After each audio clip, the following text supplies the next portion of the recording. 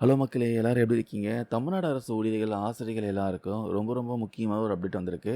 நெறைய பேர் பார்த்தீங்கன்னா, ஜிபிஎம் 2.0 அப்படிங்கிற ஒரு வார்த்தைய கேள்விப்பட்டிருப்பீங்க. கருவூலத்துறையில ட்ரெஷரியில இருந்து இந்த வேலைய சீக்கிரமா முடிக்க சொல்லி தமிழ்நாடு அரசு அதிரடியா உத்தரவு போட்டிருக்கு. சரி, இந்த ஜிபிஎம் 2.0 அப்படின்னா என்ன? ஐஎஃப்ஹெச்ஆர்எம்எஸ்ல இதில நம்ம என்னென்ன தப்புகள சரி செய்யணும்? இத பத்தி ரொம்ப சிம்பிளா கிளியரா இந்த வீடியோல பார்க்கலாம். முதல்ல இந்த ஜிபிஎம் 2.0 அப்படின்னா என்னன்னு தெரிஞ்சுக்கலாம். இதோட ஃபுல் ஃபார்ம் பார்த்தீங்கன்னா, குளோபல் பெனிஃபிஷியரி மாஸ்டர்ன்னு சொல்லுவாங்க. இது ஒரு அரசு ஊழியரோட பர்சனல் டேட்டான்னு சொல்லலாம். அதாவது உங்க bank account, Aadhaar number, PAN number, mobile number, email ID இது எல்லாமே உங்களுக்கு மட்டும் தான் இருக்கணும்.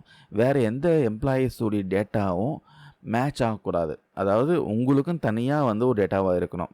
இதை உறுதி பண்ணுறதுக்காக தான் இந்த டேட்டா கிளீனிசிங் ப்ராசஸ் நடக்குதுங்க. எல்லாம் சரியாக இருந்தால் உங்களுக்குன்னு பிரத்யேகமாக ஒரு நம்பர் கிரியேட் ஆகும்.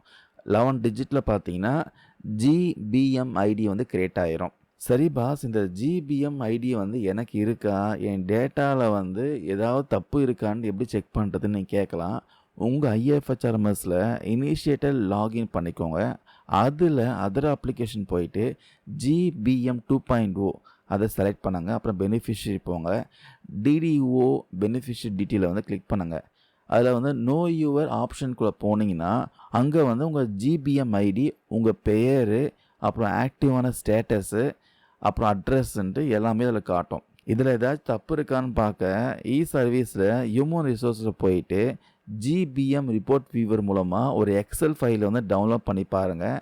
அதில் எக்ஸப்ஷன் வேல்யூ, எக்ஸப்ஷன் ரிமார்க்குன்னு இருக்கும். உங்கள் டேட்டாவில் என்ன தப்பு இருக்கோ அது அங்கே லிஸ்ட் ஆகியிருக்கும். அதை நம்ம உடனே சரி பண்ணணும். இதுதான் கவர்மெண்ட் சொல்லியிருக்காங்க. இந்த கரெக்ஷன் பண்ணுறதுல சில முக்கியமான ரூல்ஸ்லாம் போட்டிருக்காங்க. அதாவது உங்களோட நேமு, டேட் ஆஃப் பர்த்து, உங்கள் பேர் 3 இடத்துல பார்த்தீங்கன்னா ஒரே மாதிரியாக இருக்கணும். அதாவது உங்களுடைய சர்வீஸ் ரிஜிஸ்டரில், பணி பதிவேட்டில், ஐஎஃப்ஹெச்ஆர்எம்எஸ் ப்ரொஃபைலில், சிபிஎஸ் ஜிபிஎஃப் அக்கௌண்ட் ஸ்லிப்பில், முக்கியமாக அந்த இனிஷியல் கடைசியாக தான் இருக்கணும். எல்லாமே கேபிட்டல் லெட்டரில் தான் இருக்கணும். நடுவில் ஃபுல் ஸ்டாப்லாம் வைக்கக்கூடாது சொல்கிறாங்க. ரெண்டாவது பார்த்தீங்கன்னா பணியேற்ற தேதி, டேட் ஆஃப் ஜாயினிங், உங்கள் எஸ்ஆரில் இருக்கிற பணியேற்ற தேதியும் ஐஎஃப்ஹெச்ஆர்எம்எஸில் இருக்கிற அப்புறம் சிபிஎஸ் ஜிபிஎஃப் ஸ்லிப்பில் இருக்கிறதும் சரியாக மேட்ச் ஆகணும். எதுவும் மிஸ் மேட்ச் ஆகக்கூடாது. அப்புறம் பிஎஃப் டைப் பிரச்சனை. நிறைய பேருக்கு இந்த பிஎஃப் டைப், அதாவது சிபிஎஸ் ஜிபிஎஸ் செலக்ட் பண்ண முடியாமல் எய்டாக இருக்கும். அதுக்கு ஒரு சிம்பிளான ட்ரிக் இருக்குது. எம்ப்ளாயி கேட்டகரியில் போயிட்டு டிஎன் கவர்மெண்ட் சர்வெண்ட்டுன்னு இருக்கிறத நீங்கள் வேறு ஏதாவது மாற்றிட்டு உடனே திரும்ப டிஎன் கவர்மெண்ட்டுன்னு செலக்ட் பண்ணுங்கள்.